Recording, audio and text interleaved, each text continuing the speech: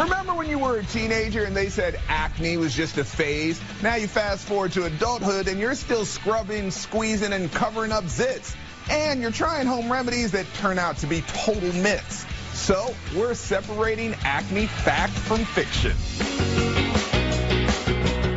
There are skincare misconceptions everywhere, especially when it comes to acne. To debunk these fallacies once and for all, we turn to Dr. Maggie Husami of Derma Health Skin and Laser. We're getting it poppin' with only teens get acne. Yes, they're occurring during puberty when we're in our teenage years, but then can occur throughout our lifetime too. Actually, 50% of women between the ages of 20 and 29 experience acne, and then 35% of women between 30 and 39 experience acne. And this really has to do with those hormonal shifts.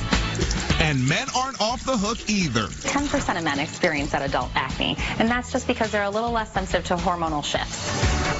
Next up, you have acne because you don't wash your face enough. This is just not true.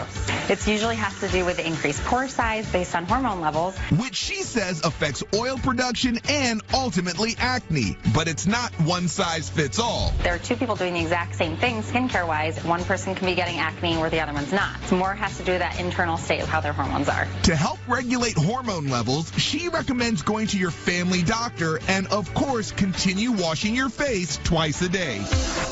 Moving on with popping your pimples will get rid of them. In fact, it can cause more inflammation, it can spread the infection, and it can actually lead to scarring. So, if you have a pesky pimple, go to an esthetician and they can actually extract those pimples correctly to get rid of them and not cause any more issues.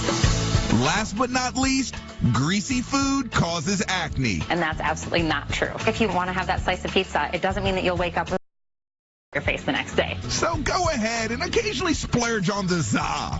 But there are things you can be sensitive to, not necessarily allergic to, but say sugars, dairy, wheat products may cause acne over time. And if you still have concerns, you can go to a doctor to figure out what foods you are sensitive to, where they can do some food sensitivity testing. Now we can clear our minds and our faces with acne myths debunked.